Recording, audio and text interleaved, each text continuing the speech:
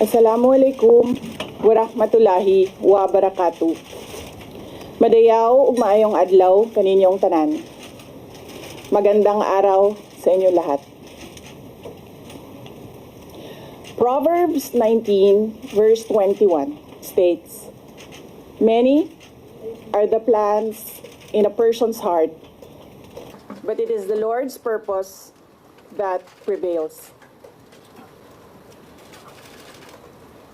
It took me 47 years to understand that my life was never meant to be only mine. Unlike others, I may not have been born just to chase happiness. For a long time, I questioned the weight of responsibility to my family, to my country, to everyone who called on me. Today, I have peacefully accepted that my life is unlike any other.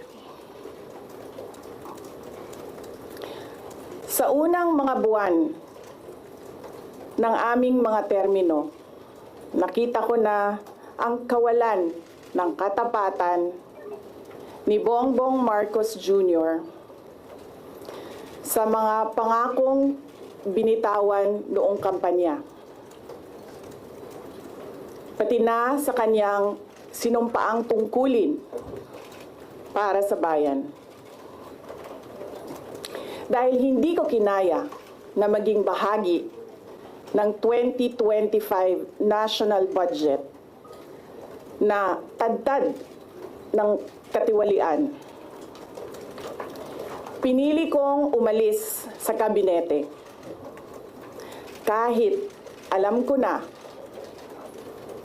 mula pa noong 2023 na ang magiging kapalit ay ang aking impeachment. Mga kababayan, humihingi ako ng paumanhin. Patawad kung tinulungan ko mahalal si BBM bilang Pangulo ng ating bansa.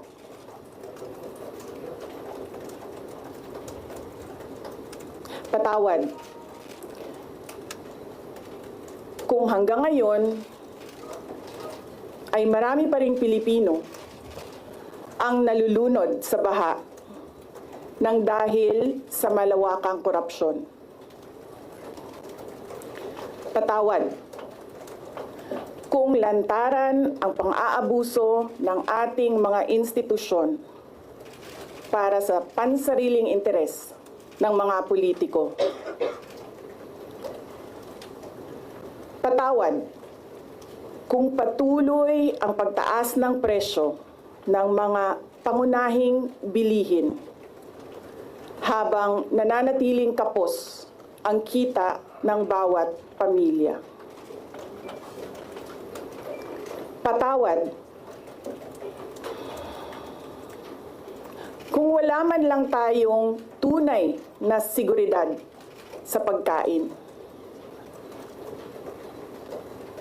Patawad kung may nagkakasakit at binabawian bigla ng buhay dahil sa kakulangan ng maayos at epektibong healthcare system.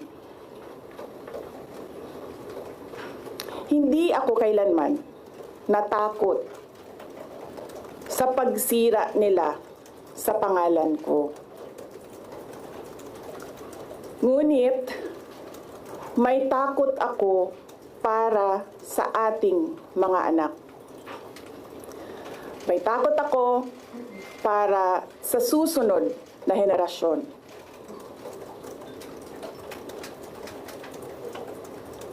May takot ako para sa mga kababayan nating walang bahay sa ibang bansa. Walang pangalawang pasaporte,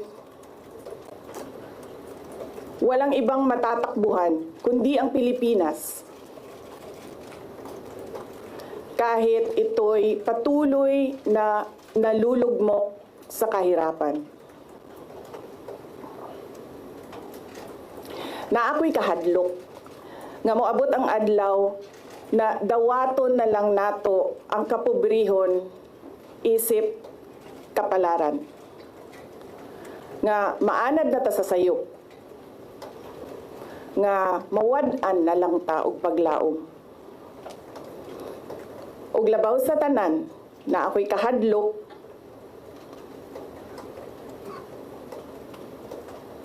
nga moabot ang adlaw, nga wala na tay Pilipinas, nga ikahatag sa atong mga anak. I cannot kneel before each and every Filipino to beg for forgiveness.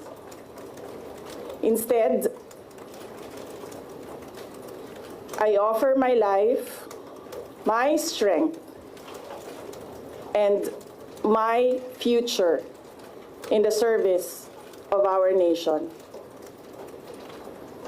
Mga kababayan, ibalik natin ang tapang at malasakit para sa Diyos, sa bayan, at para sa bawat pamilyang Pilipino. Ako si Sara Duterte, tatakbo bilang Pangulo ng Pilipinas. Syukran.